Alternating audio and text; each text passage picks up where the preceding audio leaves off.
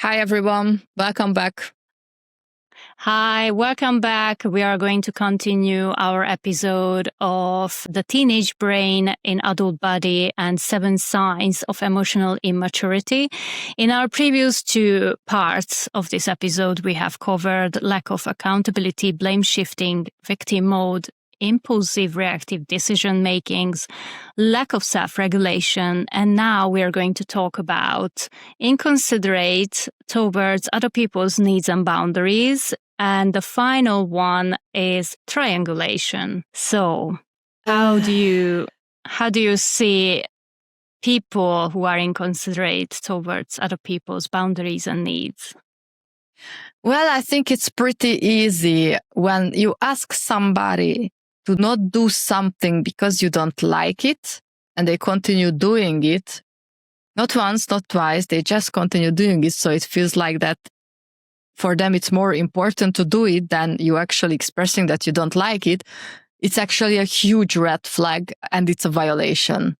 And I refuse to see it in a different light by now. So if somebody tells me that they don't like how I said something or what I did, and I do it again, knowing already that they don't like it, then I don't think there is any negotiation point to go forward, because that's just intentional. Yeah. And why do you think that people actually just ignore what you are asking from them?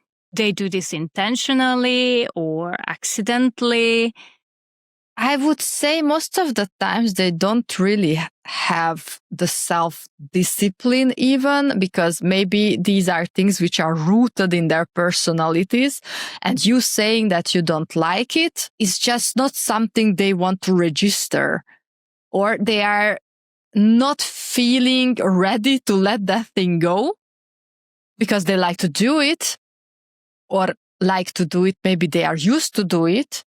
They gain something from it. And yeah, maybe somewhere else they gain something from it. But if you're communicating that you don't like it and they don't stop it, the only thing what I can imagine is that for them, it's more important to do that thing than your actual boundaries and to respect what you asked from them. So that's again, I think, a subconscious need meeting mechanism in play there, which is very harmful in relationships. And I have experienced that myself as well. I have done it myself as well to other people. And it was a very strange way how it happened, because I knew that I'm not supposed to do this, but I kind of tested boundaries. I kind of tested whether I can get away with it, but this was not conscious. It wasn't as aware and conscious as I'm talking about it now. It was a feeling of like I'm in a dream, and as if I don't know how to really say this, but I kept trying. And then when I was faced that you're doing this again, that was the victim mentality mode switching on, or the blame shifting and all the other ones that we have listed before. And then, but I did not do that, gaslighting as well. So that's the thing, is people will always try and meet their needs, even though they are not even aware of it. And if, for example, doing something that they like, but you don't like, is meeting their needs one way or another, because it's giving them pleasure, or it's giving them attention, it's giving them company, or it's making them not having to do any kind of work because you overextend yourself because they asked for help in a passive way, which is not a straight, like, please, can you help me with something? But they complained about a problem, and then your people pleasing would switch on, and then you can't help until you're aware enough to set boundaries.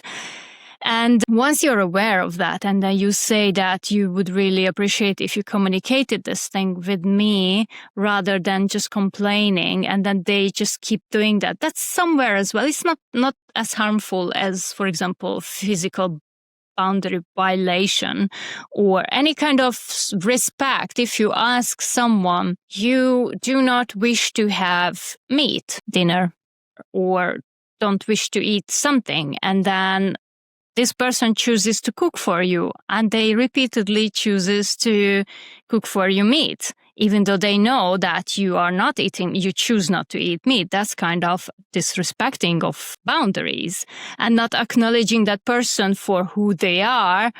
And they are just, I think these people, they are just busy with trying to make themselves feel a certain way and meet their needs, and they don't actually care how they are affecting you.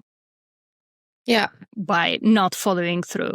And they don't care about the actual relationship and who you are. Yeah, that's my opinion too. Maybe, it's not even the case in their heads. Maybe they really think that you're important, but with these actions, they show the complete opposite. And then you won't feel important and you won't feel respected.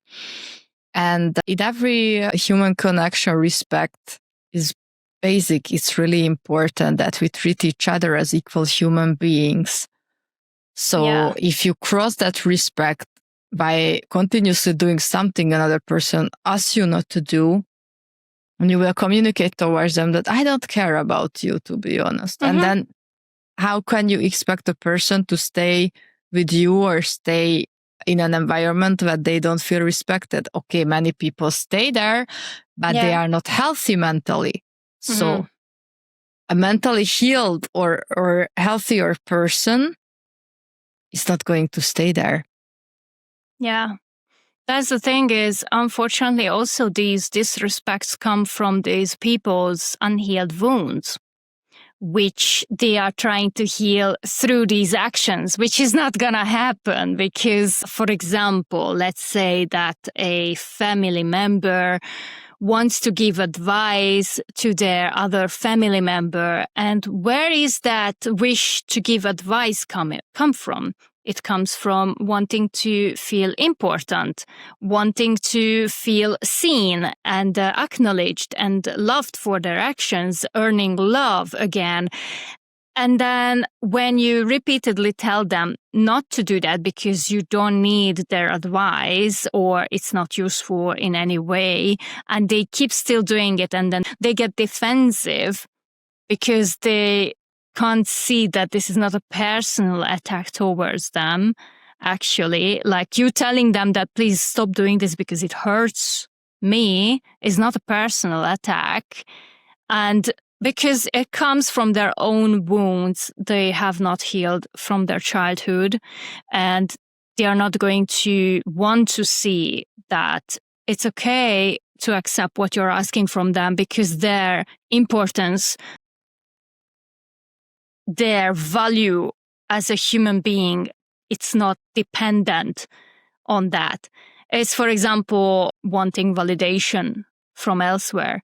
People think if they don't receive the validation, they are nobody.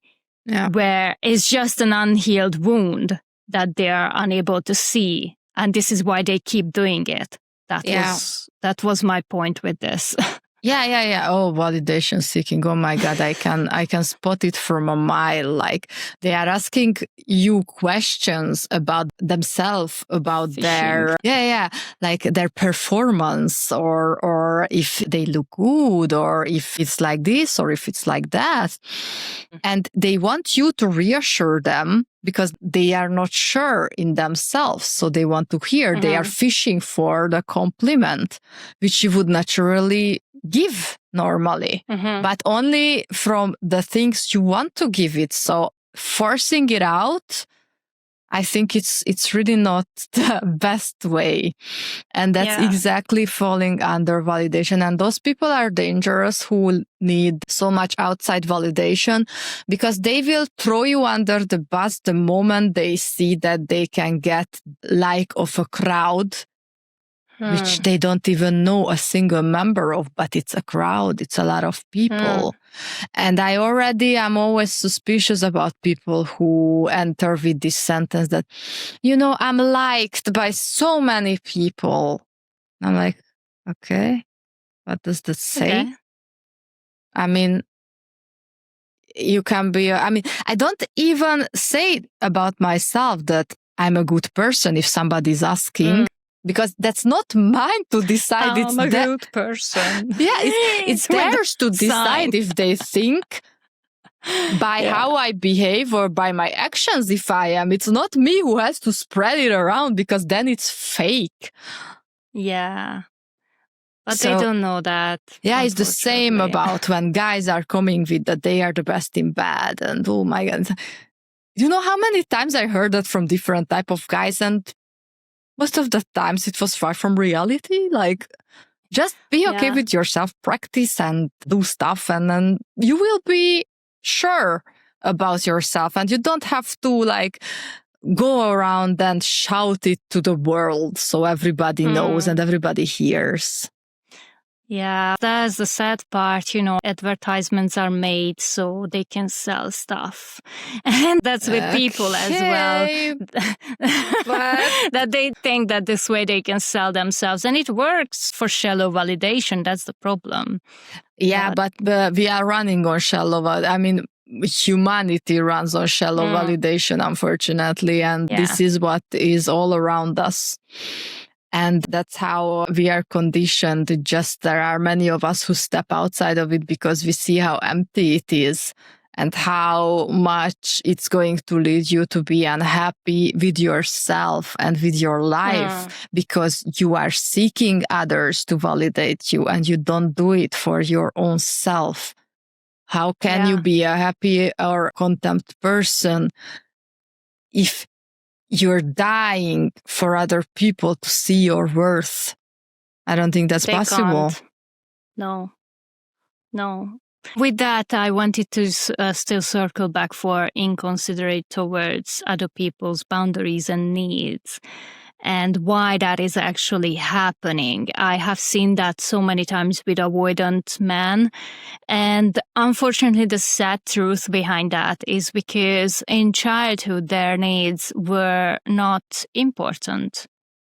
These people, and I myself also experienced that in my own personal life, and I didn't even realize. That's why I wasn't in tune with my own needs, and I couldn't respect other people's needs and requests, because when I was there, when they were there, when it was needed that their needs should be met and considered and mattered through their caretakers, it did not happen. They were shamed for it, they were neglected, they were pushed aside because not now, we are busy, or go and solve it yourself, or some other ways. Anyways, these people's needs were not met, and they developed a knowledge, a self-knowledge, a self-belief around themselves that it doesn't matter. So they stopped having needs in that sense. Maybe certain basic needs, that they are hungry, eating, very basic needs, yes, but then relational needs that would help resolving issues between people and also evolving their own lives and mental health would not exist. And if someone would come to them that, hey, I'd like to spend more time with you, or I would like to talk about this issue, they would just see that you're bringing a problem to the table that they don't know how to solve, because maybe even feeling a feeling for them would be a problem to solve because they don't know what to do with it. Yes? What I want to add before I forget, that it's important to understand about this, what you're talking about, that if someone neglects their own needs, they won't even care about yours. They will exactly do the same with you. Yeah. If someone... That's what I was gonna say. Yeah. Oh, sorry. Then that's okay. No, you summarized it beautifully. So, yeah. So if you meet a person and you see that they don't even care about themselves and they push away every feeling or push it down, they don't cope with their losses in a healthy way, don't expect them to do anything differently with yours. Yeah. Just don't. Yeah. And I used to do that myself as well, unfortunately, with ex-partner, that they would have certain kind of needs towards me. And because I myself didn't have that need, or I wasn't aware of it because it was pushed down since childhood, and I have not seen that need being present or coming up for a long time. And I've learned to cope, not live, cope that way. Because of that, that wouldn't be a legit, valid problem for me that I need to consider. So I would be like, what are you talking about? That's not a problem. Why are you suffering? Just stop it, and why do you need me for that in the first place? This is unfortunately how many avoidants function, and they truly, genuinely, this is not a malicious, on purpose generated way of not caring about you, but it does damage the relationship, because if someone is naturally blind to a lot of things in a relationship where those things should be seen and taken care of, then they're like, that's literally nothing. There's nothing there to work with. And the other person will always feel let down and unseen and unheard. Yeah. So that's unfortunately something where we need to recognize whether this person is capable of growing, and not, I don't mean chasing the potential. I mean realistic, whether this person is going to make any kind of changes, because you can also tell from people's reactions when they are immediately deflecting, they are immediately bouncing off your requests and not being able to even think about it. And also in a longer term, see changes in their actions, any kind, then that's a really huge sign that this person is not where you need them to be, and roads need to part. Yeah. So it's really not easy. It's sad, but these are things I think we need to look out for, not just in personal relationships, in workplaces as well, because it can identify so toxic workplaces, because people are building up workplaces as well. So of the course. culture comes from the people. Of course. Yeah. That's natural. Yeah. So I think we can move on to our final point, which is triangulation.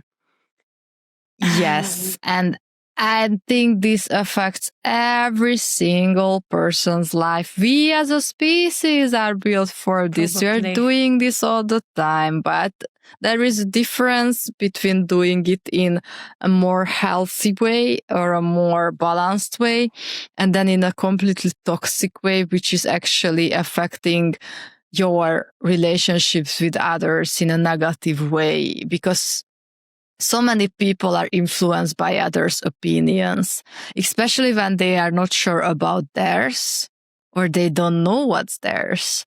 They don't take the time to think about it. So triangulation basically means that you have a problem with one person and you are running to another person and directly complaining to that person, and you are discussing it with a third party.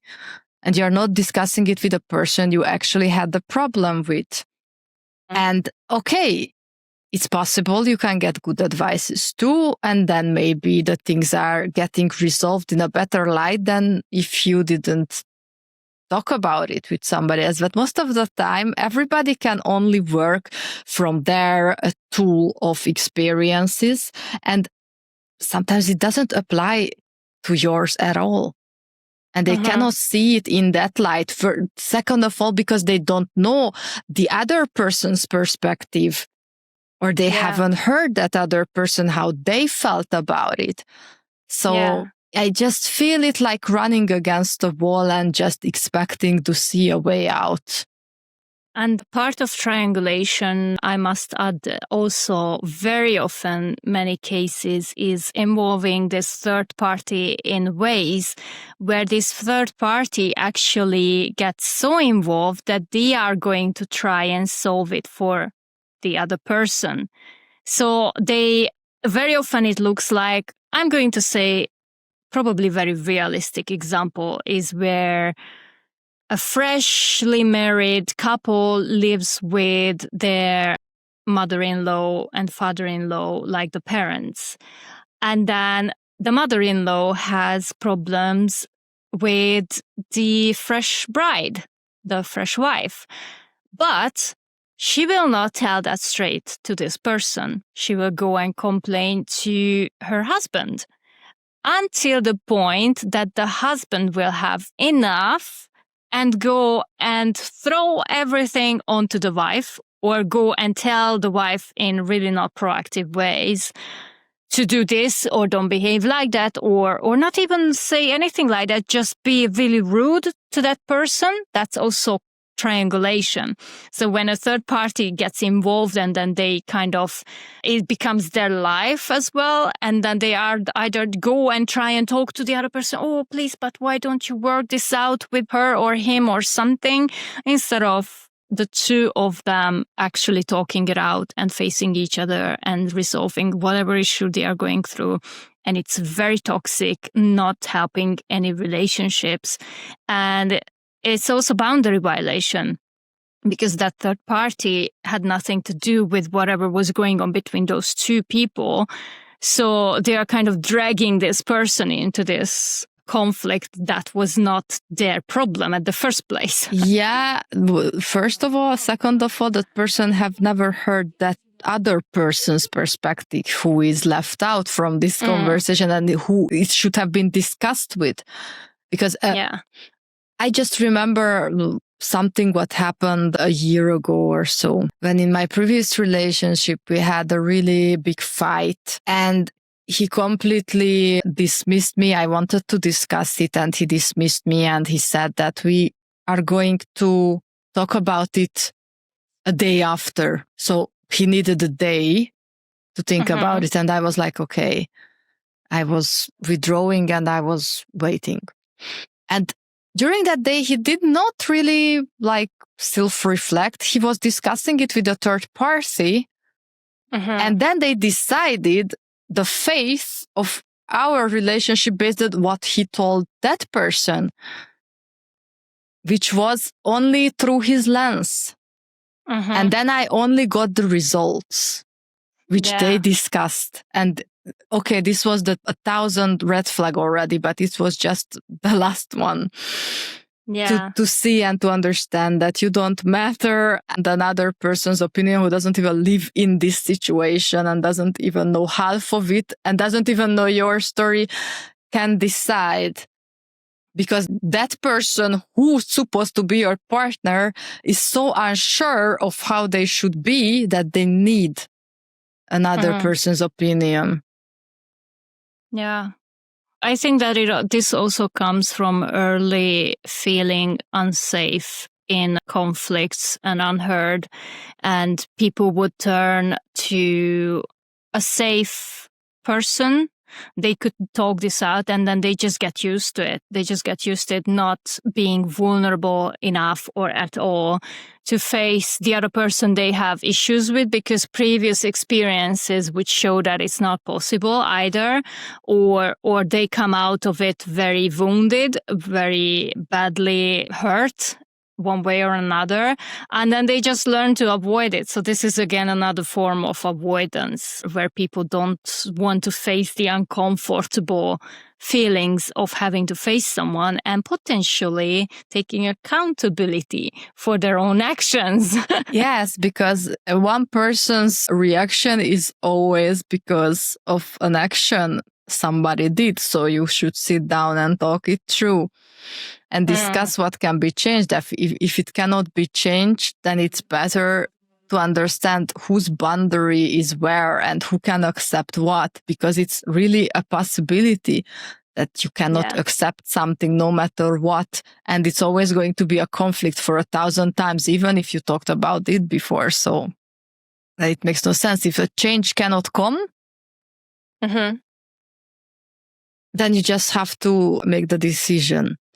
But bringing everything to a third party, and there are people who really rely on, especially one person who they discuss everything with. And I'm not saying don't tell your friends. Tell your friends, of course. That's completely healthy to tell things to your friends, to your family. But if you have a conflict, it's very important that you keep it with the person you have the conflict with. And okay, later on, if you want, you can share the results. Or if it's a really big trouble, of course, you can always ask for advice, but it should not influence you in a way that you decide based on that advice. If you ask for advice, you should measure And you should always think about, because you are the only person who knows how it is with that person you have the conflict with, because you live that. The other people, they're not gonna know unless they live with you and they see it day by day. But that's most of the times not the case. To be fair, even that they are unable to see because they don't live in your body. That's the funny part, is that people often interact with different individuals differently. Based on them, what kind of needs they are meeting or they are wanting from that person. So even if they live under the same household, even different, like siblings, experience their own parents differently, for example. So if they have two issues, they have to resolve it together. Yeah. And I do think there are cases when, yes, it's good to go to a trusted friend or family member to talk things out and get to a resolution in cases when you have already seen that this is not an option to solve or resolve something with this other person that you had the conflict at the first place with. So that can happen as well, but it shouldn't, it happens because they feel unsafe doing that, talking with this person, because they don't know that the word is not going to end, You can still talk and then see that, okay, maybe this is not going to work this way, or what is it that we need to work on? But people were not taught how to participate in conflicts and how to resolve them. And this is one way that's causing this problem. Yeah. And the only person you can resolve it with is the person you have the problem with. Yeah. That's the thing. That if you don't give them this privilege that they are the first you sit down with and talk it through and you listen to each other, then what kind of outcome do you expect? Yeah. Yeah, I think that's more also important in romantic relationships and probably family relationships, because workplace relationships, you can go and ask for advice from other people. You don't definitely immediately go. But then the whole point is to go and try and resolve it with that person. Yeah. Or find ways so that problem gets resolved. Because if you don't, then you're just going to keep building resentment towards that person and yourself. And that's definitely not going to help. No, it's actually going to turn things in a really bad direction after some time, because you even build up a story in your head which is not even realistic. So talk, communicate, and do it with the person you have the issue with. So why did we say the teenage brain in adult body? Is because it seems like we do get to a certain development emotionally around our adolescence years. And if there's nothing to disrupt or nourish that development, then we're going to get stuck at that level. And whatever coping mechanisms we have learned throughout those years from our childhood, we're going to carry out through our adulthood. And even though we're seemingly functioning adult bodies, we will have tantrums, we will have triangulations, we will deflect, we will gaslight, we will do all the toxic things. Yeah. And people unfortunately will say that this is just the way XYZ person is. We are unfortunately so conditioned to accept people the way they are. But what this means is that this person is just not mature emotionally enough to be able to resolve in a healthy way relationships. And we can get angry at these people and say, why don't they get help? But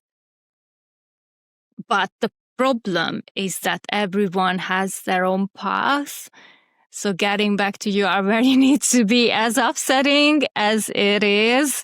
Unfortunately, if people did not get the trigger or life lesson to see that, I do need to see why is it that I'm not taking accountability for my actions, then people are not going to do that, unfortunately. And I still don't want to support the mentality of, oh, this person is just the way they are. Let's just let them be the way, because that's a certain way of enabling this kind of lack of growth, self-growth. Yeah. And I'm all vouching for, please, let's point this out to everyone. And then if it takes 10 years for that seed to grow, then that's 10 years, but at least it's doing something. But it's still better than just saying, oh, this person is just the way it is. Let them be the way they are. And it doesn't mean that we have to go on adventures trying to change people and convince them that you have to change in this and that. No, it's just spreading the mentality. Yeah, the awareness, basically, also about this. Yeah. I think it is a nice closing thought for that. And then we discussed all the 7 points. Yeah. So share your thoughts, please, and your experiences in the comment sections. If you have any questions, feel free to reach out. We could create more points in the next episode if you have any kind of fun topic ideas. Yes, so thank you very much for watching. And see you next time. See you next time. Bye. Bye.